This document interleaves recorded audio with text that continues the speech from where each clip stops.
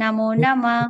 नमः ॐ विष्णुपादाय कृष्णपृष्ठाय भूतले श्रीमते भक्तिवेदान्त स्वामी इति नामिने।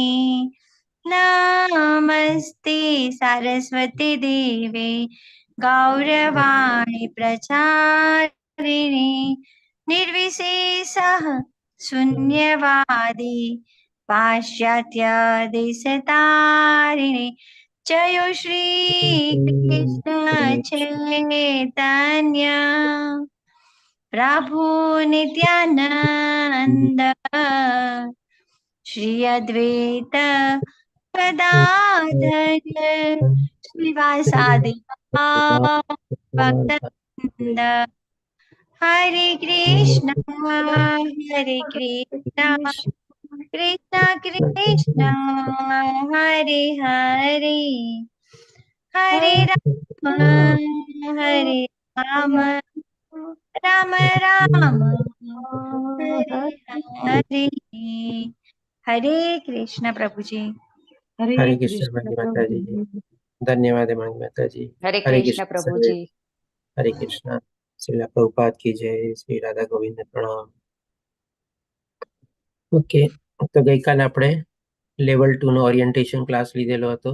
નમાનિસા દાસ પ્રભુજી જે આપણે ઇસ્કોન મંગલોરી જે મંદિર છે એના પ્રમુખ છે અને એમના દ્વારા આયોજિત અને એમના માર્ગદર્શન અને આયોજન હેઠળ આપણે આ ભગવદ્ ગીતાના સમજવાનો જે અભ્યાસ આપણે ઓનલાઈન કોર્સમાં આપણે બધા જોડાયેલા છે એમાં આપણે બધા અત્યારે લેવલ 2 માં આગળ વધી રહ્યા છે. અને ગઈકાલે આપણે લેવલ 2 ની શરૂઆત કરી, જેમાં આપણે ઓરિએન્ટેશન ક્લાસ તરીકે એટલે કે શું ભૂમિકા તરીકેનો એક ક્લાસ લીધો, જેમાં આપણે જાણ્યું કે ભાઈ આ લેવલ 2 માં આપણે કેવી રીતે આગળ વધશું, લેવલ 2 શું કામ એનો એટલે કે ઉદ્દેશ શું છે, આપણે લેવલ 2 માં અલગ અલગ લેવલમાં આપણે શું કામ આ ભગવદ્ ગીતાના જ્ઞાનને વિભાજિત કરેલું છે એ આપણે ઉદ્દેશ જાણ્યો. અને લેવલ 2 માં આપણે શું શું કવર કરશું એ જાણ્યું. આપણે સાથે સાથે આપણે એ પણ જાણ્યું કે ભાઈ શ્રીલા પ્રભુપાદના જે પુસ્તકો છે એનો આપણે કેવી રીતે અધ્યયન અને પઠન કરવું જોઈએ એ જાણ્યું. પછી આપણે જાણ્યું કે ભગવાન શ્રી કૃષ્ણ કેવી રીતે સર્વોપરી, સર્વોત્તમ અને સર્વોચ્ચ છે એ આપણે જાણ્યું. અને સાથે સાથે આપણે ગઈકાલે આપણે કે જય પતાકા સ્વામીનો આપણે જન્મદિવસ હતો, 75મો જન્મદિવસ હતો, તો થોડું ઘણું એનું મહત્વ વિશે પણ આપણે જાણ્યું. અને આ રીતે આપણે સાધના ચાર્ટ ભરવો જોઈએ એ પણ આપણે જાણ્યું કે એનું મહત્વ શું છે એ પણ આપણે જાણ્યું. અને ક્વિઝ અને એસાઇનમેન્ટ પણ આપણે સોલ્વ કરવાના છે કે જેથી કરીને આપણે આધ્યાત્મિક જર્નીમાં આગળ વધી શકીએ સરસ રીતે. આ બધા જોડાયેલા છો એના માટે ખૂબ ખૂબ અભિનંદન અને ખૂબ ખૂબ આપ બધાનો ધન્યવાદ કે આ બધાની આધ્યાત્મિક જર્ની અથવા આધ્યાત્મિક યાત્રા બહુ સરસ રીતે આગળ વધી શકે. અને એના સંદર્ભમાં આપણે ગઈકાલે ઓરિએન્ટેશન ક્લાસ આ રીતે બધું ચીજ એમાં જાણ્યા. પછી આજે આપણે એકચ્યુઅલમાં જે 18 અધ્યાય છે એ આપણે આગળ વધશું અને એમાં આપણે પહેલા અધ્યાયથી આજે શરૂઆત કરશું. અને જેમ આ બધા વિદિત છો આપણે આ અધ્યાયમાં આપણે એકો એક શ્લોકા કવર કરશું. તો આ પહેલા અધ્યાયમાં આપણે ટોટલ 46 શ્લોક છે. આપણે હરે કૃષ્ણ હરી માતાજી 46 શ્લોક છે, તો એમાંથી આપણે એક અધ્યાય 2 દિવસમાં કવર કરીએ છીએ અને એક ક્લાસની અવધિ આપણે નોર્મલી 1.5 કલાક જેવી હશે પ્રશ્નોત્તરીને બધાની સાથે. તો આજે આપણે આમાં 27 શ્લોક કવર કરશું. અને આજે આપણે શું છે બેક ટુ બેક આના પછી આપણે બ્રિજ ક્લાસ પણ છે. આપ લોકોમાંથી કેટલા લોકો બ્રિજ ક્લાસમાં જોડાવશો અથવા બ્રિજ ક્લાસ વિશે માહિતી છે આ બધાને? પ્લીઝ હેન્ડ રેઝ કરજો.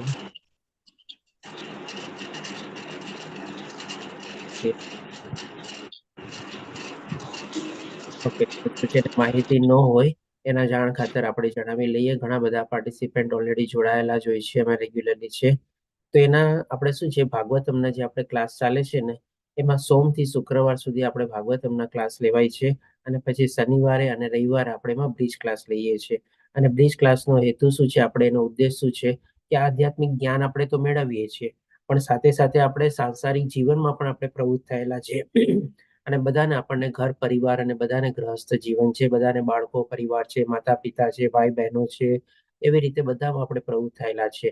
તો આ આધ્યાત્મિક જ્ઞાન મેળવીને આપણે કહે ને કે પ્રેક્ટિકલ લાઈફમાં આપણે કેવી રીતે ઉતારવું એના વિશેનો આપણે કહે ને કે એક બ્રિજ ક્લાસ છે. એટલે કે એક સેતુ દ્વારા આપણે સમજી શકીએ છીએ કે આ બે વચ્ચે છે ને બહુ મોટો સેતુ છે અને એ સેતુને આપણે ઓળંગવાનો છે. આપણે તો જ આપણે ભગવાનના ધામમાં આપણે પહોંચી શકશું. તમને ખ્યાલ હોય તો 15મા અધ્યાયમાં પુરુષોત્તમ યોગમાં આપણે એક સરસ મજાનું પિક્ચર લઈએ છીએ ને, આ ભૌતિક દુનિયામાંથી આપણે ભવસાગરને પાર કરીને આપણા ધામમાં, ભગવાનના ધામમાં પહોંચવાનું છે. તો એ સેતુને પાર કરવા માટે આપણે ઇમ્પ્લિમેન્ટેશન કેવી રીતે આપણી લાઈફમાં કરી શકીએ એના સંદર્ભમાં આપણે આ બ્રિજ ક્લાસમાં કવર કરીએ છીએ. અને સોમથી શુક્ર આપણે ભાગવતમના ક્લાસ ચાલે છે. તો આ બધાનો પણ બધાને લાભ લેવા વિનંતી છે. જેને માહિતી ન હોય એના માટે આપણે જસ્ટ જાણકારી માટે. તો આજે આપણે બેક ટુ બેક ક્લાસ તરત એના પછી આ ક્લાસ પછી તરત ઈ ક્લાસ બી છે, બ્રિજ ક્લાસ. તો કદાચ હોઈ શકે આપણે 1 કલાકમાં આપણે કવર કરી લેશું આ 27 શ્લોકો આપણે. કારણ કે આ પહેલા અધ્યાયમાં ભગવાન શ્રી કૃષ્ણ દ્વારા કોઈ જ્ઞાન નથી. આપણે બધાને વિનંતી છે પોતાનો હેન્ડ લોઅર કરી દે હવે. અને આપણે આ રીતે આપણે આગળ વધશું અને એ આપણે 1 કલાકમાં કવર કરશું. અને કદાચ હોઈ શકે પ્રશ્નોત્તરી માટે આપણને સમય ન બચે તો પછી આપણે જ્યારે આપણે બ્રિજ ક્લાસ એટલે કે સોમવારે આપણે તરત આપણે ઈ લઈ લેશું. આપણે કે ભાઈ આ બ્રિજ ક્લાસના માટે આપણે પ્રશ્નોત્તરીને થોડીક આપણે મુલતવી રાખશું. તો હવે આપણે જોઈએ આ 1 થી 27 શ્લોક આપણે જે કવર કરવાના છે એમાં પહેલા શ્લોક આપણે એકમાત્ર શ્લોક આપણે જે કહી શકીએ કે ભાઈ ધૃતરાષ્ટ્ર દ્વારા બોલાવવામાં આવેલો છે. ટોટલ 700 શ્લોક છે. 700 શ્લોકમાંથી 574 શ્લોક ભગવાન શ્રી કૃષ્ણ દ્વારા કહેવામાં આવેલા છે. 84 શ્લોક આપણે અર્જુન દ્વારા કહેવામાં આવેલા છે. 41 શ્લોક સંજય દ્વારા છે. અને એકમાત્ર શ્લોક આ જે પહેલો શ્લોક છે જેને આપણે ઓપનિંગ શ્લોક તરીકે પણ આપણે કહી શકીએ એ પહેલા શ્લોક જે છે ધૃતરાષ્ટ્ર દ્વારા કહેવામાં આવેલો છે. અને આને આપણે જોઈએ કે આ બધા આપણે શું છે શ્લોકો પણ આપણે આમાં ગુજરાતીમાં લીધેલા છે કે જેથી કરીને એ પણ આપણને વાંચવા કરવામાં એનું ઉચ્ચારણ કરવામાં પણ આપણને સવલત રહી શકે. અને સાથે સાથે દરેકે દરેક શ્લોકનો તમે જોજો નીચે અહીંયા આપણે શબ્દાર્થ પણ આપવામાં આવેલો છે. જેમ કે ધૃતરાષ્ટ્ર ઉવાચ એટલે કે શું ધૃતરાષ્ટ્ર બોલ્યા. એવી રીતે શ્લોકની સાથે આપણે અહીંયા ગુજરાતીમાં શબ્દાર્થ પણ છે. અને આ જે છે આપણે અનુવાદ છે. અને અનુવાદ જે છે આપણે શ્રીલા પ્રભુપાદજીની આપણે ભગવદ્ ગીતા જે છે આપણે એઝ ઇટ ઇઝ અથવા યથાર્થ રૂપે એને આપણે ફોલો કરીએ છીએ. અને એના જ અનુવાદની બધું આપણે આમાં ટાંકવામાં આવેલું છે. અને આપણે થોડી જે પ્રમાણે સમયની પાબંદી ને બધું હોય છે એટલે આપણે શું છે વધારે ધ્યાન આપણું કેન્દ્રિત અનુવાદને એના ઉપર આપણે કરશું. અને જ્યારે કોઈ અગત્યના શ્લોકો હશે તો એ પણ આપણે લઈ લેશું. કેમ કે આ પહેલા શ્લોકમાં ધૃતરાષ્ટ્ર ઉવાચ ધર્મક્ષેત્રે કુરુક્ષેત્રે સમવેતા યુયસ્સવ મામકા પાંડવસ્યૈવ કિમ કુર્વત સંજય. એટલે કે આ રીતે આપણે જોઈએ તો શબ્દાર્થ તરીકે એટલે ધૃતરાષ્ટ્ર ઉવાચ એટલે ધૃતરાષ્ટ્ર બોલ્યા. ધર્મક્ષેત્ર કુરુક્ષેત્ર એટલે કુરુક્ષેત્રનું જે જગ્યાનું નામ છે એને ધર્મક્ષેત્ર તરીકે વર્ણવવામાં આવેલું છે. સમવેતા એટલે ભેગા થયેલા અને અથવા તો એકત્ર થયેલા. યુયસ્સવ એટલે કે યુદ્ધ કરવા માટે. અને મામકા એટલે કે મારા. અને પાંડવાસ્યૈવ એટલે કે પાંડવના. અને કિમ કુર્વત એટલે કે શું કરી રહ્યા છે એ લોકો, અથવા તો એ લોકો કેવી ચીજમાં પ્રવૃત્ત થઈ રહ્યા છે. ને એવી રીતે સંજયને પૂછે છે. સંજયને સંબોધીને ધૃતરાષ્ટ્ર આપેલો શ્લોક બોલે છે આપણે. તો આપણે હવે અનુવાદ બી જોઈ લઈએ. ધૃતરાષ્ટ્ર બોલ્યા, હે સંજય, કુરુક્ષેત્રની પવિત્ર ભૂમિ પર યુદ્ધ કરવાની ઈચ્છાથી એકત્ર થયેલા મારા તથા પાંડુના પુત્રએ શું કર્યું. હવે આમ જોવા જઈએ તો ધૃતરાષ્ટ્રનો જે આ પ્રશ્ન હતો આપણે બહુ આપણને કે વિસ્મય લાગે, થોડુંક આપણને અચરજ લાગે. ડેફિનેટલી કુરુક્ષેત્રની યુદ્ધ ભૂમિ ઉપર જ્યારે ભેગા થયેલા હતા અને બંને સેનાઓ મોટી મોટી સેનાઓ પણ ત્યાં એકત્રિત થયેલી હતી તો એકમાત્ર ઉદ્દેશ શું હતો? યુદ્ધ લડવાનો હતો ને બીજું તો કઈ ઉદ્દેશ નહોતો આપણે. તો પછી આવું જ રીતે ધૃતરાષ્ટ્રને પૂછવાનો મતલબ શું કે શું કરી રહ્યા છે ત્યાં? કોઈ આપણે કહી શકીએ બીજો કોઈ પ્રસંગ તો નહોતો આપણે ત્યાં. જેમ કે આપણે કઈ લોકો ભેગા થઈને હોળી તો નહોતા રમવાના ત્યાં, જઈને ભેગા થઈને તો કઈ દિવાળી તો નહોતી ત્યાં આપણે ત્યાં, એવો કોઈ દાંડિયા કે ગરબાનો તો પ્રોગ્રામ નહોતો. તો ડેફિનેટલી લોકો યુદ્ધ કરવા માટે જ એકત્ર થયેલા હતા, ભેગા થયેલા હતા. તો પછી ધૃતરાષ્ટ્રને આવો પ્રશ્ન પૂછવાની જરૂર શું? પણ એક રીતે જો જોવા જઈએ તો આ શ્લોક દ્વારા પણ આપણને છે ને ઘણી બધી આપણને કઈ ને કે જાણકારી મળી શકે કે આપણે મહાભારતના આપણે જો રચયિતા કહીએ ને તો એ આપણે આ કેવળ અને કેવળ છે ને ધૃતરાષ્ટ્ર હતા.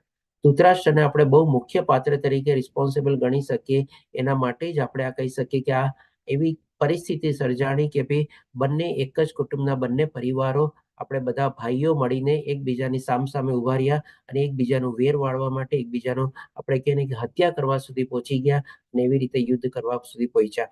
એના માટે જવાબદાર જો આપણે કહી શકીએ તો ધૃતરાષ્ટ્ર આપણે, એટલે કે જે આપણે કહીએ ને કે પ્રોડ્યુસર અને ડાયરેક્ટર. તો દુર્યોધન તો શું એક આપણે કહીએ કે ભાઈ પડદા પાછળનું એક આપણે નૈપેથ્ય પાત્ર તરીકે હતું. જસ્ટ એ ખાલી કઠપુતલીની જેમ પોતે પોતાનો ભાગ ભજવતો હતો. પણ આખી મહાભારત જે સર્જાણું એની પાછળના જો આપણે પ્રોડ્યુસર કહીએ એટલે કે કોના દ્વારા થયું અને એના ડાયરેક્ટર કહીએ આપણે તો આ ધૃતરાષ્ટ્ર મહારાજ હતા. હવે ધૃતરાષ્ટ્ર મહારાજ જે આ પ્રશ્ન પૂછે છે એના પાછળનું આપણે થોડુંક આપણે વિશ્લેષણ કરીએ. આપણે જેમ કીધું ને કે આ લેવલ 2માં આપણે એકો એક શ્લોક કવર કરશું અને બધા શ્લોકને આપણે ડિટેલમાં એનાલિસિસ કરશું. અને ડિટેલમાં એનાલિસિસ કરવાનો મતલબ શું છે કે એને આપણે આપણી જીવનની સાથે આપણે કનેક્ટ કરવાનું છે. અને એની રીતે કનેક્ટ કરીને આપણે એમાંથી આપણા જીવનના પણ જે બધા કોયડા હોય, જે બધા ઉકેલો હોય, પ્રશ્નો હોય, એનો આપણે સરસ રીતે સોલ્યુશન ગોતવાનું છે. તો અહીંયા ધૃતરાષ્ટ્ર આપણે જોઈએ કે આ પ્રશ્ન શું કામે પૂછે છે, તો કે પહેલા તો શું એને શંકાસ્પદ હતા. શેના ઉપર શંકા હતી, તો કે એના પોતાના પુત્ર ઉપર જ શંકા હતી આમ કહીએ તો. કારણ કે ભૂતકાળમાં એવા અનેક પ્રસંગો સર્જાયેલા હતા, જેમ કે જ્યારે ગુરુ દ્રોણાચાર્ય કહે છે કે મને ગુરુ દક્ષિણા તરીકે તમે દ્રુપદ મહારાજને બંદી બનાવીને લઈ આવો. ત્યારે દુર્યોધન બધા ભાઈઓ જાય છે દ્રુપદને બંદી બનાવવા માટે, પણ એને બંદી બનાવવામાં પોતે સફળ નથી થતા અને પોતે બધા ભાઈઓ સહિત, પોતે દુર્યોધનને બધા ભાઈઓ સહિત દ્રુપદ દ્વારા બંદી બનાવવામાં જાય છે. અને ત્યારે પછી અર્જુન ને પાંડવ લોકો જાય છે અને દ્રુપદને બંદી તરીકે પણ લઈ આવે છે અને પોતાના ભાઈઓ એટલે કે દુર્યોધનની બધાના કૌરવ સેનાને પણ પોતે ત્યારે છોડાવે છે. એટલે કે આવી રીતે ધૃતરાષ્ટ્ર જાણતા હતા કે પોતાના પુત્રોમાં કેટલી ક્ષમતા છે, કેટલી કાબેલિયત છે, કેટલી લાયકાત છે, કે ભાઈ પાંડવોની સામે લોકો હંમેશા ઊણા ઉતરતા છે અથવા તો નીચલા આપણે ઉતરતા છે. એટલે કે એ રીતે થોડા ઘણા શંકાસ્પદ હતા કે યુદ્ધ થશે તો શું થશે. પછી ભયભીત હતા શું કામે? કારણ કે વેદ વ્યાસ મુનિ એમને ભવિષ્ય ભાગ્યું હતું કે ભાઈ ઓલરેડી કુરુનો વંશનો નાશ થશે. એટલે કે થોડા ભયભીત બી હતા કે જો આવી રીતે મારા પુત્ર ઓછા ઉતરતા છે, ઊંડા ઉતરતા છે પાંડવ કરતા, અને જો એવી રીતે યુદ્ધ થશે તો મારા તો બધા પુત્રો માર્યા જશે. એટલે કે એનો એને ભય હતો, એની ચિંતા હતી. એટલે કે પછી ત્રીજું છે કે ભાઈ આ શંકાસ્પદ અને ભયભીત શું કામે હતું, તો કે નાનપણથી જ એણે પોતે જ આપણે કહી શકીએ દુર્યોધને કૌરવ અને પાંડવ વચ્ચે ઘણો બધો પક્ષપાત કર્યો હતો. નાનપણમાં જ્યારે ભીમને ઝેર આપવામાં આવે છે ત્યારે કઈ પોતે કરતા નથી. પછી માની લો ત્યારે માની શકીએ કે ભાઈ દુર્યોધને બધા નાના હતા, બાળકો હતા, માફ કરી દીધું. પણ જ્યારે મોટા થઈને આપણે કુંતી માતા જે વિધવા પત્ની હતા એના ભાઈની અને એના 5 પુત્રો સહિત જ્યારે લાક્ષાગૃહમાં એમને બાળવાની કોશિશ કરવામાં આવે છે, ત્યારે તો મોટા થઈ ગયા હતા. ત્યારે રાજા તરીકે અને પિતા તરીકે બંને તરીકે આપણે કહી શકીએ કે એનો પહેલો ધર્મ હતો, સ્વધર્મ હતો કે કઠોરમાં કઠોર સજા એના પુત્રને આપે. પણ ત્યારે પણ આંખ આડા કાન કરે છે. પછી આપણે જાણીએ છીએ ધ્રુત ક્રીડા થાય છે, એમાં પણ કપટ દ્વારા પાંડવોને હરાવવામાં આવે છે. પછી એકદમ એક્સ્ટ્રીમ સિચ્યુએશન જો આપણે જોઈએ કે એના જ કુલની એટલે કે એના જ કુટુંબની પુત્રવધુ તરીકે દ્રૌપદીનું ચીરહરણ કરવાની કોશિશ કરવામાં આવે છે. તો ડેફિનેટલી કોઈના પણ હાજા ગગડી જાય કે ભાઈ આવી પરિસ્થિતિ આવે ત્યારે તો કમસે કમ ઊભા થાય, ત્યારે તો ઉપાડો પોતાનો અવાજ ઉપાડે કે ના હવે અહીંયા રોકો, આ પરિસ્થિતિને અહીંયા ને અહીંયા જ અટકાવો, આવું કદી ન થવું જોઈએ. પણ ત્યારે પણ શું, પોતે આંધળો તો હતો જ પણ એની બુદ્ધિ પણ આંધળી થઈ ગઈ હતી. ત્યારે પણ કશું બોલતા નથી. એટલે કે આ બધા શું છે, પક્ષપાત થયેલા હતા કૌરવ અને પાંડવ વચ્ચે. એટલે કે આ ભયભીત અને શંકાસ્પદ થવાનું મેઇન કારણ શું હતું, તો કે આવા પોતે પક્ષપાત કર્યા હતા. તો આના ઉપરથી જો આપણને સૌથી મોટી એ લર્નિંગ એ મળે છે કે જ્યારે આપણા જીવનમાં કંઈક એવું ખોટું કર્યું હોય અથવા આવી રીતે પક્ષપાત કર્યા હોય ને, આપણને હંમેશા ડાઉટ હોય. આપણને પોતાની લાયકાત કાબેલિયત ઉપર પણ ડાઉટ હોય અને સાથે આપણને ચિંતા બી હોય કે ભાઈ મેં તો આમ કર્યું છે, મેં તો આમ ખોટું કર્યું છે, મેં તો આવી રીતે આમ કર્યું છે, આમ થઈ જશે તો, એમ થઈ જશે તો. એટલે કે આ પણ આ શ્લોક દ્વારા આપણે આ લર્નિંગ લઈ શકીએ છીએ આપણી લાઈફમાં કે આપણે ભયભીત અને શંકાસ્પદ ત્યારે જોઈએ છીએ જ્યારે આપણે કોઈ આપણા આચરણમાં અથવા વિચારોમાં અથવા આપણા કાર્યમાં કંઈક આપણે ખોટું કર્યું હોય તો. પછી હવે આ બધું શું કામે હતું આમ જોવા જઈએ તો? ધૃતરાષ્ટ્રમાં આ બધી ભાવનાઓ શું કામે જાગી હતી? તો કે સૌથી પહેલા તો એને આસક્તિ હતી. શેમાં આસક્તિ હતી? તો કે હસ્તિનાપુરના ગાદીમાં, રાજ સિંહાસન ઉપર એને આસક્તિ હતી કે ભાઈ મોટા પુત્ર તરીકે મારી જ આ ગાદી ઉપર મારો અધિકાર છે. અને બીજું હજી શું છે, આ બધું ચીજ જાણ્યા પછી પણ તમે જુઓ કેટલી આપણે કહીએ કે નકારી એને આપણે આશાવાદી થયેલા હતા. હજી પણ એને કંઈક ને કંઈક આશા રહેલી છે કે ભાઈ ભીષ્મ પિતામહ સાથે છે, ગુરુ દ્રોણાચાર્ય છે, દુર્યોધનનો મિત્ર કર્ણ છે, આ બધા અર્જુનને પહોંચી વળશે, અમારી સાથે 11 અક્ષરોની સેના છે. આવા બધા કારણો જે આપણે કહીએ ને ખોટા કારણો છે. જ્યાં ભગવાન સાથે હોય, જ્યાં નીતિનો માર્ગ સાથે હોય, ત્યાં આ બધી આશાઓ પણ આપણને કોઈ કામમાં આવતી નથી. એટલે કે આ રીતે આ પહેલા શ્લોકને આપણે ડિટેલ રીતે જો આપણે જોઈએ આપણી લાઈફની સાથે પણ આપણે કનેક્ટ કરી શકીએ છીએ. ઘણીવાર આપણે છે ને ખોટી આશા બાંધીને બેસી જઈએ છીએ. તો આ બધી આશાઓ કહીને કે આપણે ખોટી હોય એના કારણે આપણને પછી ફરીથી પાછળથી આપણને હતાશ આવી થાય છે. અત્યારે આપણે ધૃતરાષ્ટ્રને જોઈએ ત્યારે કૌરવ સેના પોતે આખી મૃત્યુ પામે છે, એના બધા પુત્રો મૃત્યુ પામે છે. કેટલી મોટી હતાશાનો એને સામનો કરવો પડે છે. એટલે કે આવી ખોટી આશાઓ પણ આપણે જીવનમાં બાંધવી ન જોઈએ અને આવી ખોટી આસક્તિ પણ ન રાખવી જોઈએ જે રાજગાદીની બધાને આસક્તિ હતી. અલ્ટિમેટલી આ બધી આસક્તિ આપણે એક ના એક દિવસે તો આપણે છોડવાની જ છે આપણે. તો શું કામે આપણે પહેલા જ ન છોડીએ? શું કામે આપણે અંત સમયે છોડીએ? શું કામે આપણે પહેલા એને આપણે છોડવાનો પ્રયાસ ન કરીએ? તો જેથી કરીને આપણું જીવન પણ આપણે સુખમય આપણે વિતાવી શકીએ. તો આ રીતે પહેલા શ્લોક દ્વારા પણ આપણે ઘણું બધું આપણે જાણી શકીએ છીએ, સમજી શકીએ છીએ અને આપણી લાઈફની સાથે આપણે કનેક્ટ કરી શકીએ છીએ. હવે જ્યારે ધૃતરાષ્ટ્રના સંજયને આવી રીતે પૂછે છે ત્યારે જવાબના રૂપમાં બીજા શ્લોકમાં સંજય જવાબ આપે છે. સંજય બોલ્યા, હે રાજા, પાંડુ પુત્રોની સેનાને વ્યૂહરચનામાં ગોઠવાયેલી જોઈને રાજા દુર્યોધન પોતાના ગુરુ પાસે ગયો અને આ પ્રમાણે વચન કહ્યા. એટલે કે સંજય આપણે જાણીએ છીએ ને, જેને દિવ્ય ચક્ષુ પ્રાપ્ત થયેલા હતા. આ બધું થોડું ડિસ્કશન આપણે લેવલ 1માં બી કરેલું છે કે કેવી રીતે એમને દિવ્ય ચક્ષુ પ્રાપ્ત થયેલા હતા. અને સંજય આંખે દેખ્યો અહેવાલ ત્યાં એના મહારાજ ધૃતરાષ્ટ્રને બતાવે છે. એટલે સંજય આવી રીતે કહે છે કે ભાઈ પાંડુ પુત્રોની સેના પણ બહુ સરસ મજાની વ્યૂહરચના એટલે કે બધા પ્લાન વેમાં ત્યાં ગોઠવાયેલી હતી. અને આવી રીતે રાજા દુર્યોધન એટલે કે અહીંયા જો એક ચીજ આ પણ બહુ મહત્વની છે. અહીંયા સંજય દુર્યોધનને રાજા તરીકે વર્ણવે છે. આમ જોઈએ ને તો સંજય છે ને દુર્યોધનનો આપણે કહીએ ને કે સારથી હતો. પણ અત્યારે એની ડ્યુટી કેવી રીતે હતી? તો કે ભાઈ બધો ત્યાં આંખે દેખ્યો અહેવાલ જે છે સરસ રીતે વર્ણવવાનો. તો આમ જોઈએ તો ત્યારે એ રાજા એટલે કે ધૃતરાષ્ટ્ર મહારાજ ત્યારે એ કુરુક્ષેત્રની યુદ્ધભૂમિ પર હતા નથી. પણ દુર્યોધન ત્યારે કોને રિપ્રેઝન્ટ કરે છે? તો કે ધૃતરાષ્ટ્રને રિપ્રેઝન્ટ કરે છે, હસ્તિનાપુરને રિપ્રેઝન્ટ કરે છે. એટલે કે આપણે કહી શકીએ કે ધૃતરાષ્ટ્રનો પણ આપણે કહી શકીએ ને થોડો ઘણો પારો ચડાવવા માટે અથવા તો એને પણ થોડો ઘણો ઉત્સાહિત કરવા માટે અહીંયા સંજય જે છે એ આપણે દુર્યોધનને રાજા તરીકે વર્ણવે છે. હકીકતમાં તો યુવરાજ હતો, પણ અત્યારે રાજાને સંબોધિત કરે છે, રિપ્રેઝન્ટ કરે છે, હસ્તિનાપુરને રિપ્રેઝન્ટ કરે છે કે જેથી કરીને ધૃતરાષ્ટ્ર મહારાજને પણ થોડોક ઉત્સાહ જાગે. હા, જો દુર્યોધનને રાજા તરીકે વર્ણવ્યો. એટલે કે આવી રીતે સંજય છે દુર્યોધન એના ધૃતરાષ્ટ્ર સમક્ષ દુર્યોધનને રાજા તરીકે વર્ણવે છે. અને એ દુર્યોધન કોની પાસે જાય છે? તો કે એના ગુરુ દ્રોણાચાર્ય હતા એની પાસે જાય છે. અને હવે શું કે છે એ આપણે જોઈએ. એટલે કે દુર્યોધનનું રિએક્શન કેવું હતું અહીંયા આખી કૌરવ સેનાની અને પાંડવ સેનાની યુદ્ધભૂમિ ઉપર દુર્યોધનનું રિએક્શન કેવું હતું જોઈએ. ત્યારે કહે છે કે હે આચાર્ય, પાંડુ પુત્રોની આ વિશાળ સેનાને જુઓ. પોતાની સેનાની સામે નાની હતી, 7 અક્ષૌણિની હતી અને પોતાની 11 અક્ષૌણિની સેના હતી. તેમ છતાં પણ અહીંયા દુર્યોધન જે છે એ પાંડવની સેનાને વિશાળ સેના તરીકે વર્ણવે છે. શું કામે વિશાળ સેના તરીકે વર્ણવે છે? કારણ કે એને અપેક્ષા નહોતી આટલી કે આ પાંડવ લોકો જે આટલા 14 વર્ષનો વનવાસ ભોગવીને આવ્યા છે, 12 વર્ષનો વનવાસ ને 13મા વર્ષનો અજ્ઞાતવાસ, અને એ આવી રીતે મોટી સેનાને આપણે ઊભી કરી શકશે? એ ક્યારેય એને વિચારવામાં બી નહોતું આવ્યું. અને એને તો ઘણો બધો એમ હતો કે મારી સાથે તો ઘણા બધા દેશ દુનિયાના બધા રાજાઓ મારી સેનામાં જોડાયેલા છે.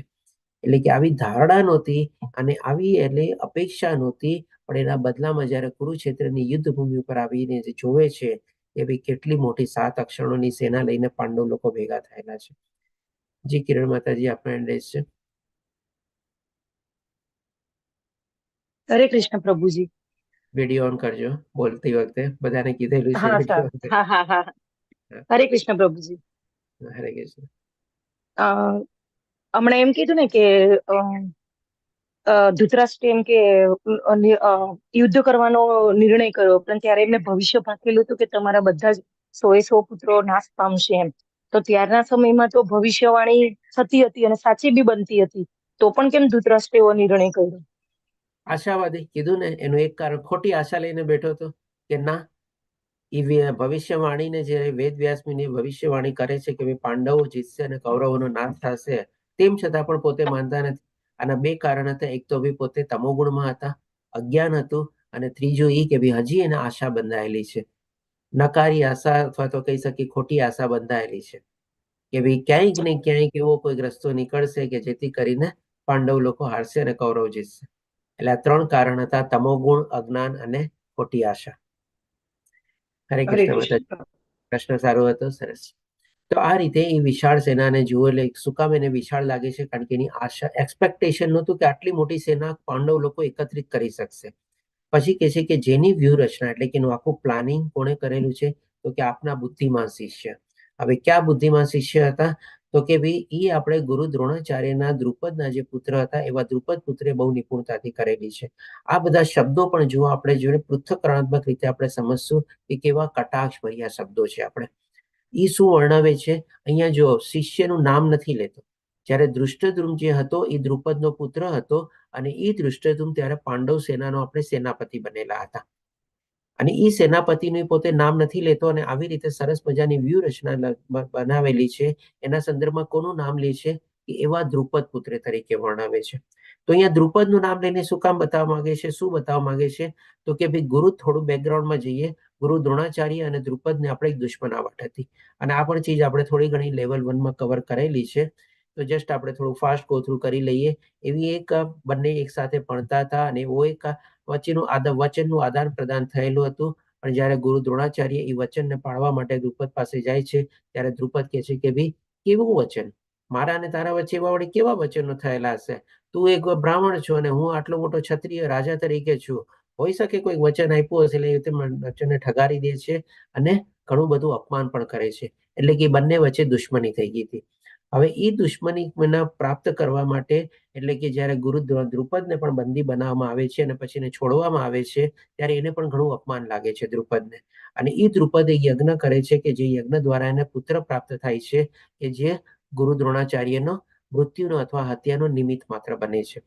કારણ કે જો દ્રુપદ એને મારે તો એને બ્રાહ્મણ હત્યાનું પાપ લાગે. એટલે કે આવો યજ્ઞ કરીને એવો પુત્ર પ્રાપ્ત કરવા માંગે છે કે જેને બ્રાહ્મણ હત્યાનું પાપ ન લાગે. અને એ જ યજ્ઞ દ્વારા એને દ્રૌપદીની તરીકે પુત્રી પણ પ્રાપ્ત થાય છે.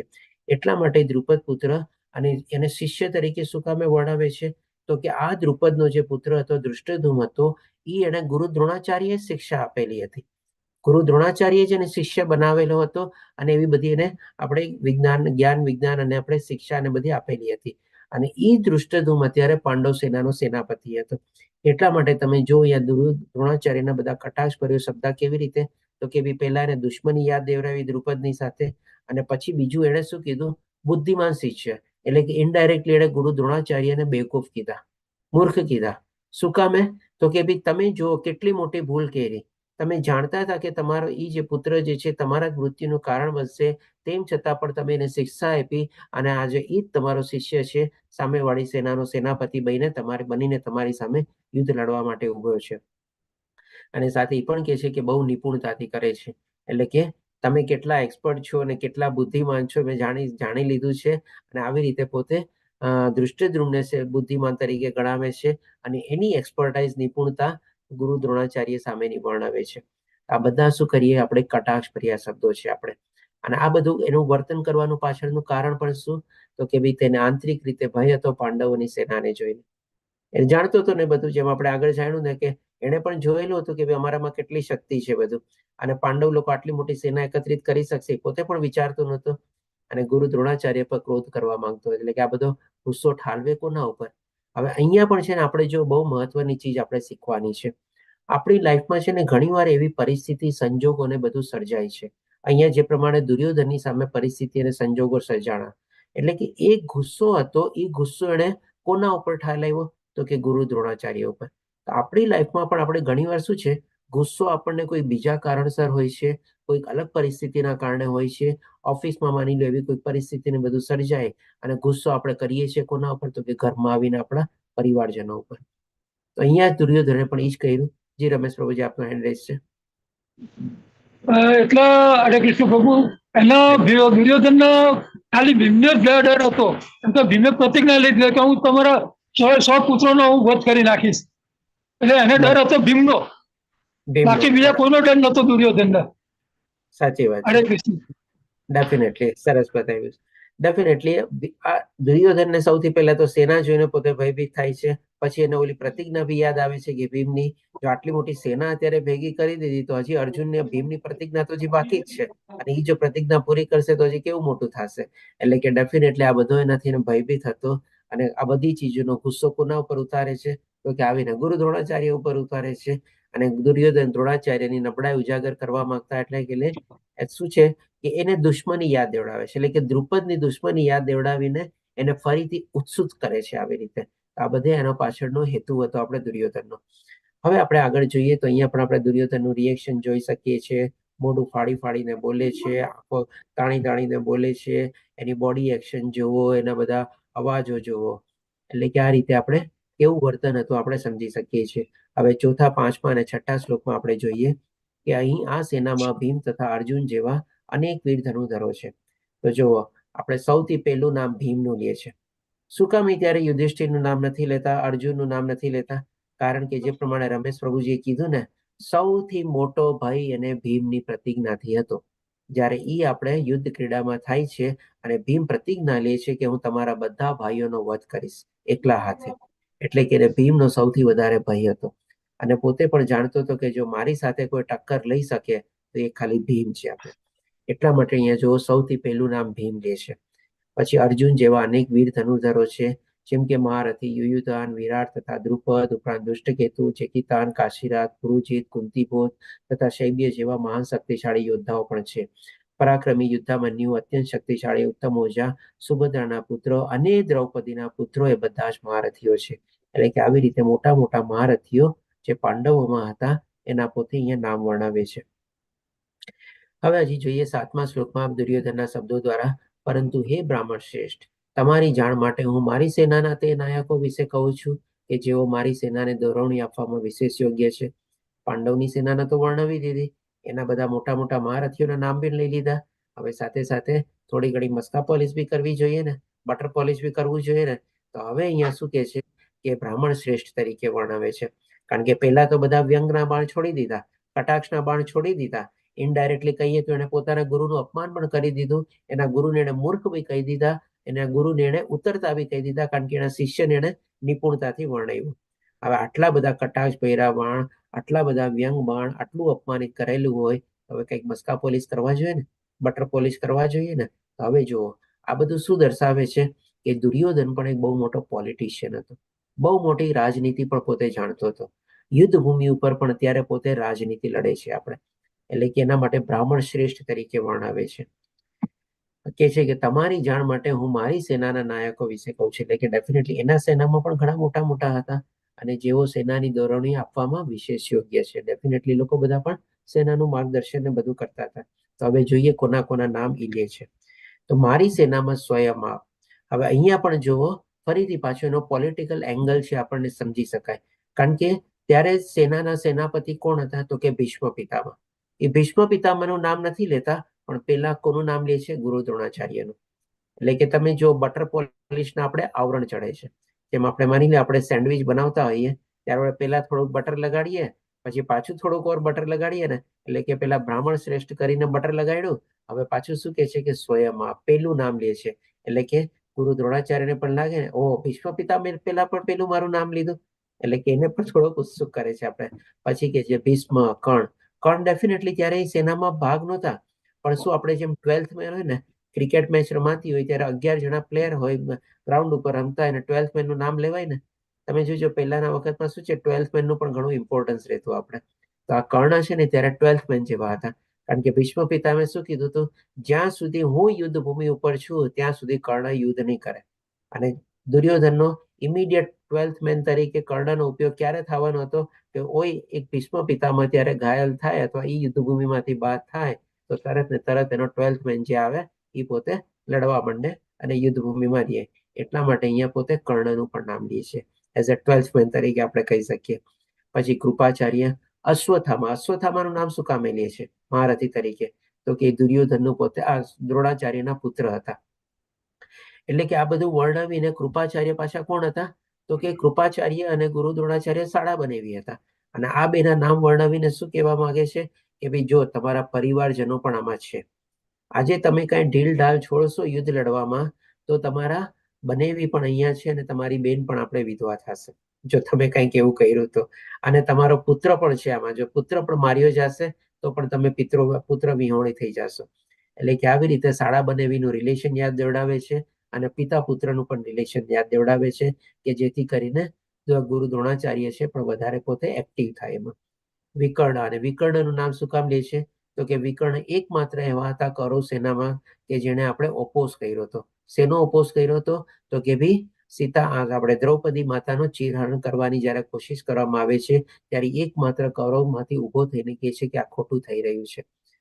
જાણતો તો પોતે ખોટું થઈ રહ્યું છે, તેમ છતાં પણ અત્યારે દુર્યોધનનું નામ શું કામ લે છે કે જો જેણે જયારે ઓપોઝ કર્યો હતો ને એકમાત્ર વ્યક્તિ હતો ને એ પણ જો અત્યારે મારી સેનામાં દાખલ થયેલો છે. એ પણ એવું નથી કે સામેવાળી સેનામાં વયો ગયો છે, અત્યારે બધા મારી સાથે છે, તો તમારે પણ મારી સાથે જ લડવું પડશે, મારા વતી જ લડવું પડશે, અને પૂરેપૂરો કૌશલ્યથી તમારે લડવું પડશે. એટલે કે આવી રીતે વિકર્ણનું નામ પણ એટલા માટે લે છે. બધી જગ્યાએ દુર્યોધનનો પોલિટિકલ એંગલ આપણને અહીંયા દર્શાવાય છે.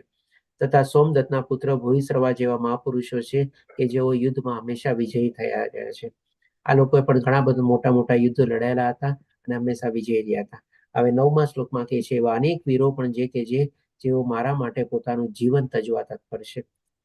આ દ્વારા જો આપણે જોઈ શકીએ, આને કહેવાય ત્યક્ત વિજેતા. કદાચ તમને ખ્યાલ હોય તો આપણે પહેલા અધ્યાયમાં એક નવું કારણ લઈએ છીએ આપણે, કે શું કામે પાંડવ લોકોનો વિજય થાય છે. તો એ બધા પણ આ પહેલા અધ્યાયમાંથી જ લેવામાં આવેલા છે. જો કદાચ આપણે ન લીધું હોય લેવલ 1માં, તો આપણે લેવલ 2માં આપણે એને ડિટેલમાં બી લેશું. તેને ત્યક્ત વિજેતા કહેવાય છે. અહીંયા દુર્યોધન શું કહે છે? બધા જીવન તજવા તત્પર છે. હવે જો આ બધા મોટા મોટા મહારથી લોકો પોતાનું જીવન તજી દે અને મૃત્યુ પામે, તો શું મૃત્યુ પામીને યુદ્ધ લડાય?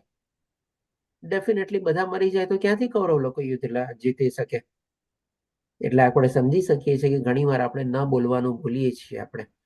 આપણે જેમ કે દાખલા તરીકે લઈએ, આપણે બાળક આપણને ઘણી વાર કે ને, હું મમ્મી રમવા જાઉં છું, મમ્મી શું કે? ધ્યાનથી જાજે, પડીને નહીં આવતો, હાથ ભાંગીને નહીં આવતો, લોહી કાઢીને નહીં આવતો. આવું બધું કહીએ છીએ ને આપણે. માતા કે ને ઘણી વાર, તો માતા કોઈ દી ચાહતી હોય છે કે એનું બાળક પડે, હાથ ભાંગે, લોહી કાઢે ને બધું, પણ તેમ છતાં કેવી રીતે બોલતા હોય છે? એની બદલે શું છે, આપણે સરસ રીતે કહીએ, હા બેટા જા, આરામથી જા, મન ખુશ કરીને આવ, આરામથી રમીને આવજે, આવીને હાથ પગ તો બધું ધોઈ લેજે, બરાબર. આવું બધું કહીએ તો કેવું સારું, પોઝિટિવ થયું આપણે કહીએ ને. પણ આપણે જે નથી ચાહતા ને એ જ આપણે ઘણી વાર બોલીએ છીએ, અને ક્યારેક ક્યારેક એવું જ થઈ જાય છે. તો અહીંયા પણ દુર્યોધન શું કહે છે? મારા માટે જીવ તજવા તત્પર છે. જો બધા મરી જશે તો ક્યાંથી પોતે યુદ્ધ જીતશે? કે તેઓ વિવિધ પ્રકારના શસ્ત્રોથી સુસજ્જ છે અને યુદ્ધ ભૂમિમાં નિષ્ણાત છે. ડેફિનેટલી ત્યારે બધામાં પાસે અલગ અલગ યુદ્ધ શસ્ત્ર વિદ્યા હતી, શસ્ત્ર ધારણ કરેલા હતા, અને અલગ અલગ વ્યૂહરચનામાં પણ બધા બહુ સરસ મજાના એક્સપર્ટ હતા. આના સંદર્ભમાં તમને એક નામ આપણે કહીએ ને કે આ પહેલા અધ્યાયનું જે નામ છે ને, કુરુક્ષેત્રની યુદ્ધ ભૂમિનું નિરીક્ષણ. આપણા ભારતમાં જો એક બહુ મોટું મિલિટરી મ્યુઝિયમ છે. મારા ખ્યાલથી આપણે હરિદ્વાર કે એની પાસે કદાચ આવેલું છે. હું એકવાર જયારે બદ્રી કેદાર ગયો હતો ને ત્યાંથી ફરીથી પાછો હરિદ્વાર આવતો હતો ને, ત્યારે મને મારા એ ગાડીના ડ્રાઈવરે મને એ મ્યુઝિયમમાં લઈ ગયા હતા. અને બહુ મોટું મ્યુઝિયમ છે અને આખું મિલિટરીનું મ્યુઝિયમ છે. એમાં તમે જોજો બધા પહેલાના વખતથી લઈને અત્યાર સુધીના ઘણા બધા શસ્ત્રોનો આપણે ડિસ્પ્લે છે એમાં તમારે. અને એમાં છે ને બધા આપણે જે પુરાના જમાનામાં પણ જે બધા શસ્ત્રો વપરાતા ને, એ પણ એમાં બધા આપણે મ્યુઝિયમમાં સરસ રીતે ગોઠવાયેલા ને બધા છે. તો જો કોઈને આવો કોઈ એવો ઇન્ટરેસ્ટ છે અને જાણકારી માટે જોવા હોય ને, પહેલાના વખતમાં કેટલાક એવા શસ્ત્રોને બધા વપરાતા ને, આવા મ્યુઝિયમની તમે મુલાકાતે જોઈ લેજો. તમને ઘણા બધા એવા નવા નવા શસ્ત્રો એમાં જાણવા મળશે અને જોવા બી મળશે. હવે 10મા શ્લોકમાં કહે છે કે આપણું સૈન્ય બળ અમાપ છે, એટલે કે મેઝર ન કરી શકાય એવું, કારણ કે એની સેના જે છે 7 અક્ષરોની સામે મોટી હતી. અને આપણે સૌ પિતામહ ભીષ્મ દ્વારા પૂર્ણપણે રક્ષાયેલા છીએ, જ્યારે પાંડવોનું સૈન્ય બળ ભીમ દ્વારા સારી રીતે રક્ષાયેલું હોવા છતાં તે સીમિત છે. હવે અહીંયા જો બે છે ને, આપણે કોન્ટ્રાડિક્ટરી વર્ડ આપણને મળે છે. અહીંયા પોતે શું વર્ણવે છે કે ભાઈ પોતાનું સૈન્ય બળ અમાપ છે, અને સાથે સાથે શું કહે છે કે ભીષ્મ દ્વારા રક્ષાયેલું છે. હવે જો અમાપ હોય તો કોઈ ચીજને આપણે કેવી રીતે એને રક્ષણ આપી શકીએ? આજે માની લો કોઈ ચીજની તમારી પાસે બાઉન્ડ્રી જ ન હોય, કોઈ ચીજની તમારે એને માપી જ ન શકતા હો, તો તમે 100% એને કેવી રીતે તમે રક્ષણ આપી શકો? માની લો આજે તમારી એક્ઝામ્પલ તરીકે લઈએ, તમારી પાસે એવું ખેતર છે અથવા કોઈક ઓલું છે, તમારે કોઈ જમીન છે કે જે એટલી વિશાળ છે કે તમે આજ સુધી કોઈ દી માપી જ ન હોય, અને માની લો માપી બી ન શકતા હોય. જસ્ટ ઇમેજિન કરો, આવો એક હાઇપોથેટિકલ એક્ઝામ્પલ. તો તમે એમાં કેવી રીતે તમે ચારે બાજુ એમાં બાઉન્ડ્રી બાંધી શકો? બોલો. કોઈ ચીજ માપી શકીએ તો જ આપણે એને બાઉન્ડ્રી બાંધી શકીએ ને એમાં. તો અહીંયા જો દુર્યોધનના શબ્દો પણ કેટલાક કોન્ટ્રાડિક્ટરી છે આપણે. અને પછી સામે શું કહે છે? પાંડવોનું સૈન્ય બળ ભીમ દ્વારા સારી રીતે રક્ષાયેલું છે અને છતાં સીમિત છે. એટલે કે પાંડવોની જે સેના છે એ કહે છે કે ભાઈ ભીમ દ્વારા સરસ રીતે રક્ષાયેલું છે. એટલે કે ઇનડાયરેક્ટલી એનો મતલબ શું થયો કે જે અહીંયા પોતે વર્ણવે છે કે ભીષ્મ દ્વારા રક્ષાયેલું છે, તો એ તો અનપ્રોટેક્ટેડ થઈ ગયું ને. જે ચીજને પોતે માપી જ ન શકતા હોય તો એને પ્રોટેક્શન કેવી રીતે આપી શકીએ? અને અહીંયા પાછા એના શબ્દો તમે જો, એ કહે છે કે ભીમ દ્વારા રક્ષાયેલું છે, તો ડેફિનેટલી એનું સૈન્ય બળ માપવા જેવું છે, અને માપી શકાય દ્વારા એને સંપૂર્ણ સંરક્ષણ પ્રાપ્ત થયેલું છે, એટલા માટે કહે છે તે સીમિત છે. તો ડેફિનેટલી કોઈ સીમિતનો મતલબ એવો નથી કે બહુ લિમિટેડ અથવા બહુ નાનું છે, પણ બહુ સરસ રીતે યોજના દ્વારા આ રીતે પાંડવોની સૈન્ય બળ જે છે એ રક્ષાયેલું છે અને બધી રીતે પોતે એમાં કુશળ છે અને પારંગત છે. હવે આપણે જોઈએ 11મા શ્લોકમાં કે બધાને પ્લીઝ મ્યુટ કરવા વિનંતી. કીર્તિ માતાજી, આપને મ્યુટ કરું છું. ઓકે, હવે 11મા શ્લોકમાં કહે છે, માટે સૈન્ય વ્યૂહમાં પોતપોતાના મોખરાના સ્થાનો પર રહીને આપ સૌ પિતામહ ભીષ્મની પૂરેપૂરી સહાયતા અવશ્ય કરો. હવે અહીંયા જો આ પણ શબ્દો આપણે કહીએ ને કે ઘણા ખરા આપણને મૂર્ખામી ભરેલા લાગે. પહેલાના શ્લોકમાં એણે શું કીધું કે ભીષ્મ દ્વારા પોતાની સૈન્યનું આખું રક્ષાયેલી છે અથવા રક્ષણ પ્રાપ્ત કરેલું છે. હવે જે ભીષ્મ પિતામહ જે કૌરવ સેનાના સેનાપતિ હતા એને જ જો પ્રોટેક્શન જોતું હોય તો પછી ઈ ભીષ્મ એની સેનાને કેવી રીતે રક્ષણ પ્રાપ્ત કરી શકે? અહીંયા શું કરે છે?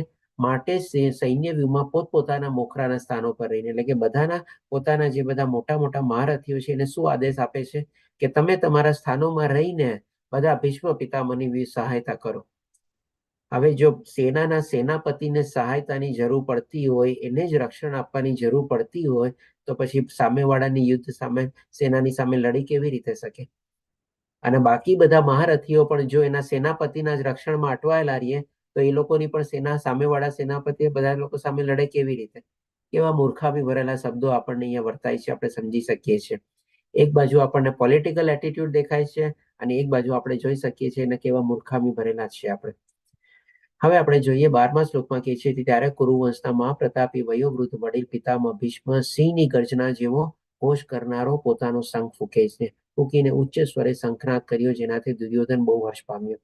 એટલે કે જે કૌરવ સેનાના સેનાપતિ હતા ભીષ્મ પિતામહ ત્યારે આવી રીતે સિંહની ગર્જના સાથે પોતાનો શંખનાદ કરે છે, જે ત્યાં બેઠેલો આપણે સંજય જે છે સાંભળી રહ્યા છે. આ બધા શું છે? કોણ? સંજય પોતે પોતાના મહારાજ ધૃતરાષ્ટ્રને વર્ણવે છે. આના દ્વારા પણ આપણે સમજી શકીએ છીએ કે ભાઈ ખાલી એને દિવ્ય ચક્ષુ પ્રદાન નહોતા થયા, પણ આ બધી ચીજો પોતે સાંભળી બી શકતો હતો આપણે. અને ત્યારે દુર્યોધન આવી રીતે જ્યારે સિંહની ગર્જના વાળો ભીષ્મ પિતામહ શંખ ફૂંકે છે ત્યારે પોતે હર્ષનાદ થાય છે. હવે આપણે આગળ જોઈએ 13મા શ્લોકમાં કહે છે, ત્યાર પછી શંખ, નગારા, તુરાઈ તથા રણશિંગા સહસા એક સાથે વાગવા લાગ્યા, જેનો સંયુક્ત વાદ્ય ઘોષ બહુ ઘોંઘાટભર્યો હતો. તો ત્યારના વખતમાં આવી રીતે બધા શું છે શંખનાદ ને બધા થતા, એનો શું ઉદ્દેશ હતો? એક તો કે પોતાની સેનાનો પારો ચડાવવો, પોતાની સેનાને આપણે મોટિવેટ કરવા, અને બીજો મેઇન મહત્વનો ઉદ્દેશ શું હતો? કારણ કે ક્ષત્રિયોના જીવનમાં જ્યારે હવે યુદ્ધ લડવાનો આપણે વખત આવે ને ત્યારે પોતાનું ખમીર દેખાડવાનો એ લોકોનો વખત આવે કે પોતાનામાં કેવું બળ છે કે પોતાનામાં કેવી કૌશલ્યતા છે એવું દેખાડવાનો વખત આવે એટલે એ લોકો આવી રીતે શંખનાદ કરતા આપણે. હવે આપણે જોઈએ ત્યાર પછી અલગ અલગ શંખનાદ બી થાય છે. તો 14મા શ્લોકમાં કહે છે, બીજી બાજુ અર્થાત સામે પક્ષે એટલે કે પાંડવોના પક્ષે શ્વેત અશ્વો જોડાયેલા વિશાળ રથમાં બિરાજમાન ભગવાન કૃષ્ણ અને અર્જુને પોતપોતાના દિવ્ય શંખ ફૂંક્યા. એટલે કે સરસ મજાનો દિવ્ય રથ હતો ભગવાન શ્રી કૃષ્ણનો અને અર્જુનનો. ભગવાન શ્રી કૃષ્ણ એના સારથી હતા. દિવ્ય સુકામે તો કે એમાં હનુમાનજીનું પણ પ્રતીક હતું અને ભગવાન શ્રી કૃષ્ણ પણ પોતે પૂર્ણ પુરુષોત્તમ પરમેશ્વર તરીકે એ રથને હાંકી રહ્યા હતા. અને જેના 4 ઘોડા હતા, જેના નામ મને અત્યારે યાદ નથી આવતા, એ પણ બધા આપણે કહીએ કે દિવ્ય હતા. અને રથ પણ જે દિવ્ય સુકામે હતો કારણ કે અગ્નિદેવે અર્જુનને એ રથ આપણે ભેટ તરીકે આપેલો હતો. અને અર્જુન પાસે શસ્ત્ર અથવા ગાંડીવ જે હતું એ પણ આપણે અગ્નિદેવે આપેલું હતું.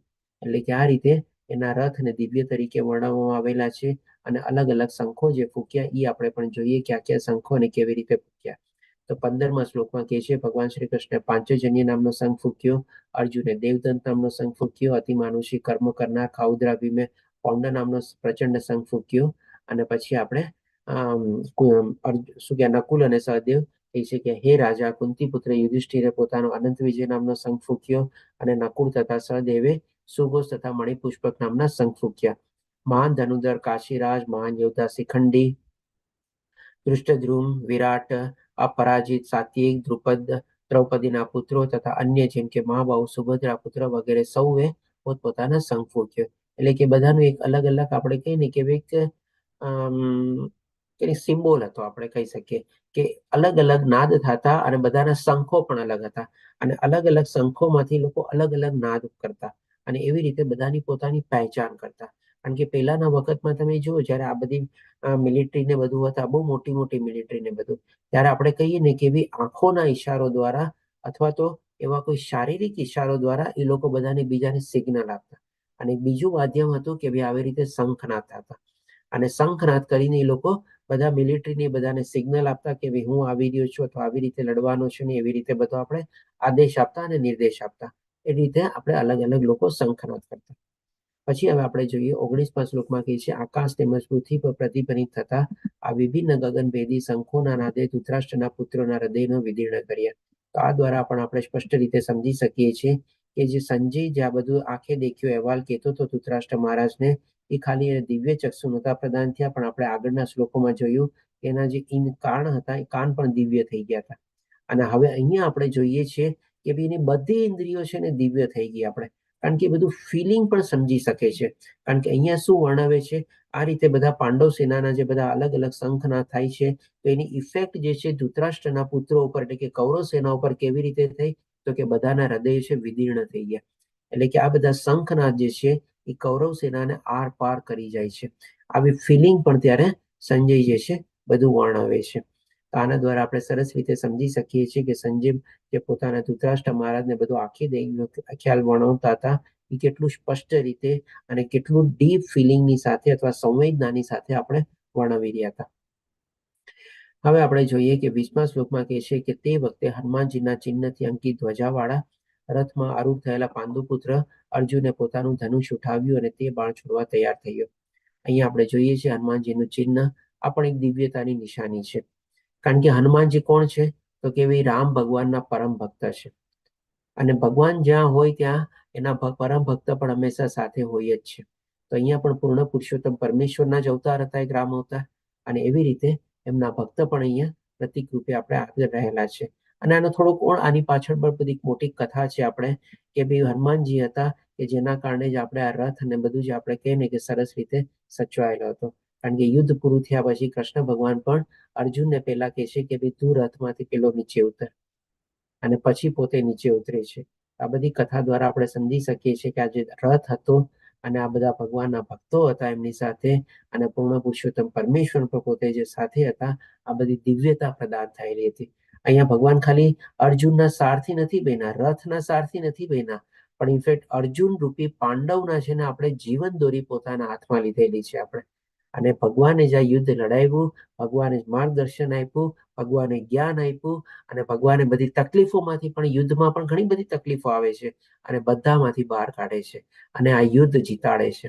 તો આ રીતે આપણે સમજી શકીએ કે જો ભગવાનની આપણે શરણાગતિ લઈએ અને ભગવાન આપણી સાથે હોય તો આપણે જીવનમાં ગમે તેવા મોટા યુદ્ધો પણ આપણે જીતી શકીએ છીએ. એટલે કે આ રીતે યુદ્ધ લડવા માટે અર્જુન જે છે પૂરેપૂરો તૈયાર થઈ જાય છે. હે રાજન, ધૃતરાષ્ટ્રના પુત્રોને વ્યૂહમાં ગોઠવાયેલા જોઈને અર્જુને પછી ભગવાન શ્રી કૃષ્ણને આ વચન કહ્યા. હવે જોઈએ અર્જુન શું કહે છે. અર્જુનની પ્રતિક્રિયા શું છે. અત્યાર સુધી આપણે શું જોયું, દુર્યોધનની પ્રતિક્રિયા જોઈ, પછી આપણે ધૃતરાષ્ટ્ર મહારાજની પહેલા શ્લોક દ્વારા પ્રતિક્રિયા જોઈ. હવે આપણે અર્જુનનું રિએક્શન જોઈએ કે જે અધ્યાયનું નામ છે આપણે કુરુક્ષેત્રની યુદ્ધ ભૂમિનું નિરીક્ષણ. 3 જણા નિરીક્ષણ કરે છે. ત્યારે ધૃતરાષ્ટ્ર ત્યાં બેઠા બેઠા નિરીક્ષણ કરે છે સંજયના દિવ્ય ચક્ષુ અને દિવ્ય ઇન્દ્રિયો દ્વારા, અને દુર્યોધન પણ નિરીક્ષણ કરે છે. નિરીક્ષણ કરીને એના પોતાના ગુરુ મહારાજ પાસે જાય છે, ગુરુ દ્રોણાચાર્ય પાસે જાય છે, અને અર્જુન પણ નિરીક્ષણ કરે છે, અથવા તો ભગવાનને શું કહે છે આપણે હવે જોઈએ, અને એનું પછી રિએક્શન શું હોય છે આપણે કાલે આવતા અધ્યાયમાં કાલમાં કવર કરશું. તો 21મા 22મા શ્લોકમાં અર્જુનને કહે છે ભગવાન શ્રી કૃષ્ણને અર્જુને કહ્યું, હે અચ્યુત. અચ્યુત એટલે કે શું, ક્યારેય ડગમગે નહીં, અથવા તો ક્યારેક અપરિવર્તનશીલ, અને એકવાર જે પ્રોમિસ કરેલી હોય એના ઉપરથી ક્યારેય પોતે ફરે નહીં. તો અહીંયા ભગવાન શ્રી કૃષ્ણ અચ્યુત તરીકે વર્ણવે છે કે ભગવાન તમે મારી સાથે છો, અને આવી રીતે તમે તમારા નિશ્ચયમાં અથવા દ્રઢ નિશ્ચયપૂર્વક આગળ વધો છો, તો તમે મને કૃપા કરી મારા રથને બંને સૈન્યોની વચ્ચે ઉભો રાખો કે જેથી અહીં ઉપસ્થિત યુદ્ધ કરવાની ઈચ્છાવાળાઓને આ મહાશસ્ત્ર સંઘર્ષમાં જેમની સાથે મારે લડવાનું છે તેમને હું જોઈ શકું.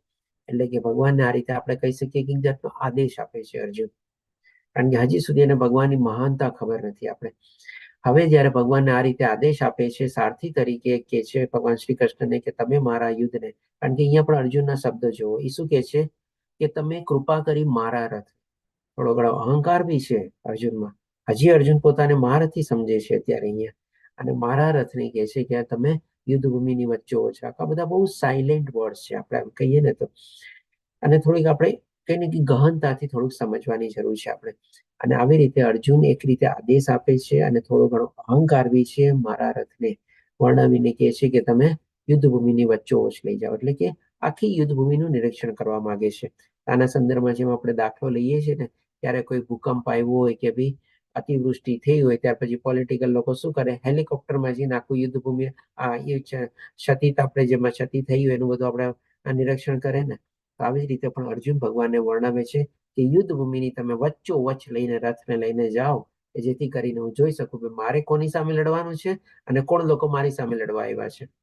હવે જોઈએ ભગવાન શ્રી કૃષ્ણ ત્યારે શું કહે છે, તો 23મા શ્લોકમાં ધૃતરાષ્ટ્રના દુર્બુદ્ધિવાળા પુત્રને પ્રસન્ન કરવાથી ઈચ્છાથી જેઓ અહીં યુદ્ધ કરવા આવ્યા છે તેમનું મને નિરીક્ષણ કરવા દો. અહીંયા પણ જો અર્જુનના જે શબ્દો છે ને, થોડા ઘણા આપણે કહી શકીએ કે અહંકાર વાળા શબ્દો છે. આપણે અહીંયા શું કહે છે, ધૃતરાષ્ટ્રની દુર્બુદ્ધિવાળા, એટલે કે પોતાના પિતાના આપણે કહી શકીએ કે મોટા ભાઈ હતા અને એને અહીંયા દુર્બુદ્ધિવાળા તરીકે વર્ણવે છે અને એના બધા પુત્રોને પણ દુર્બુદ્ધિવાળા તરીકે વર્ણવે છે અહીંયા.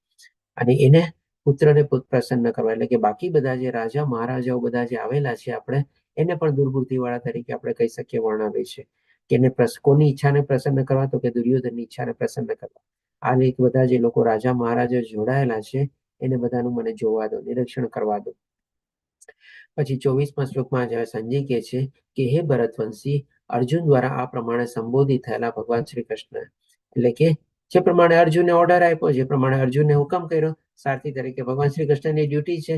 તમે અહીંયા પણ જો ભગવાનની કેટલી મોટી મહાનતા છે. સારથી તરીકે પણ પોતે પોતાની સેવા અથવા તો જે સ્વધર્મ જે છે કેવો સરસ રીતે પોતે નિભાવે છે. અને આવી રીતે ભગવાન શ્રી કૃષ્ણે અર્જુનના આદેશને માન્ય આપીને બંને પક્ષોના સૈન્યોની મધ્ય ભાગમાં જ તે ઉત્તમ રથને, જે દિવ્ય રથ હતો, એને ઉભો રાખ્યો. એટલે કે આવી રીતે ભગવાન શ્રી કૃષ્ણ જે પૂર્ણ પુરુષોત્તમ પરમેશ્વર છે, સારથીનો રોલ નિભાવે છે અને અર્જુન જે પ્રમાણે આદેશ આપે છે, અર્જુનના હુકમને પણ પોતે માન્ય આપીને પોતાનો સ્વધર્મ સારથી તરીકે પણ નિભાવે છે અને યુદ્ધ ભૂમિની વચ્ચોવચ રથને લાવીને ઉભો રાખે છે. હવે જોઈએ ત્યારે પછી શું કહે છે કે 25મા શ્લોકમાં કહે છે કે ભીષ્મ, દ્રોણ તથા વિશ્વભરના અન્ય બધા જ રાજાઓની ઉપસ્થિતિમાં ભગવાને કહ્યું, એટલે કે ભગવાન એક સાયલેન્ટ રૂપે અર્જુનને કહે છે કે હે પાર્થ, અહીં એકત્રિત થયેલા બધા કુરુઓને જો. હવે આ બે શબ્દો પણ આપણે કહીએ ને કે બહુ મહત્વના છે. કુરુઓને જો, એ શું વર્ણવે છે અત્યારે, કારણ કે પાંડવ પણ કુરુ વંશનો હતો અને કૌરવ પણ કુરુ વંશના હતા. બંને આમ તો એક જ વંશના હતા ને.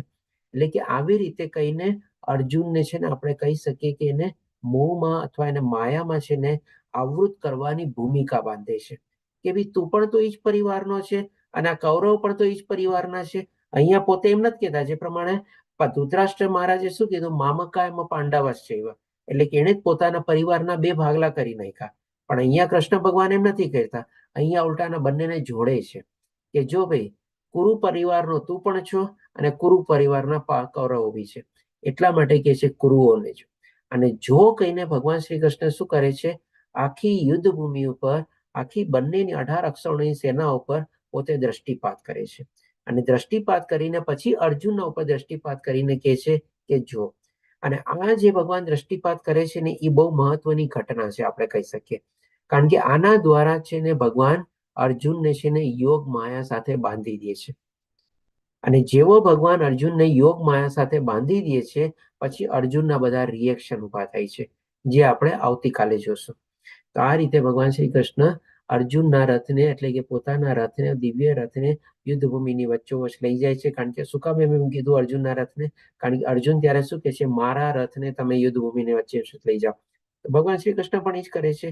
એટલા માટે જ મેં એ શબ્દ વર્ણવ્યા કે અર્જુનના રથને, જે દિવ્ય રથ હતો, એને ભગવાન યુદ્ધ ભૂમિની વચ્ચોવચ લઈ જાય છે અને આ પ્રમાણે અર્જુનને યોગ માયામાં બાંધી દે છે અને મોટા મોટા યોદ્ધાઓના નામ લે છે, ભીષ્મ પિતામહ અને દ્રોણ, કે જે ભીષ્મ પિતામહ પણ કુરુ પરિવારના હતા.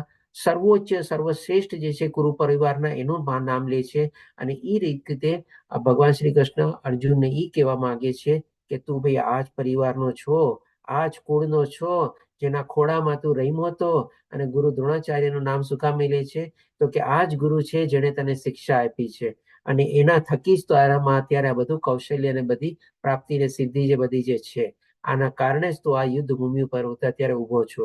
ગુરુ દ્રોણાચાર્ય અને ગુરુ ભીષ્મ પિતામહનું આટલા માટે નામ લે છે ભગવાન શ્રી કૃષ્ણ, અને જો કહીને દ્રષ્ટિપાત કરીને અર્જુનને યોગ માયામાં બાંધી દે છે. હવે 26મા શ્લોકમાં કહે છે, બંને પક્ષોની સેનાઓની મધ્યમાં ઉભેલા અર્જુને પોતાના કાકાઓ, દાદાઓ, આચાર્યો, મામાઓ, ભાઈઓ, પુત્રો, પૌત્રો, મિત્રો તથા સસરાઓ તેમજ શુભેચ્છકોને જોયા. ડેફિનેટલી અર્જુન ત્યારે આ બધાને જોઈ રહ્યો હતો. કોને કોને જોઈ રહ્યો હતો? તો કે તમામ પ્રકારના સંબંધીઓ, મિત્રો, શુભેચ્છકો. કેવી રીતે? તો કે ભીષ્મ પિતામહને જોવે છે, જેના નાનપણથી ખોળામાં રહ્યું, કારણ કે એમના પિતા તો વહેલા મૃત્યુ પામ્યા હતા. ભીષ્મ પિતામહનો બહુ વહાલો પુત્ર હતો અર્જુન, અને બહુ એમના ખોળામાં રમતો હતો. અને સોમદત્ત જેવા દાદા, એટલે પછી દ્રોણાચાર્ય અને કૃપા જેવા શિક્ષકો, જેના ગુરુજનો છે.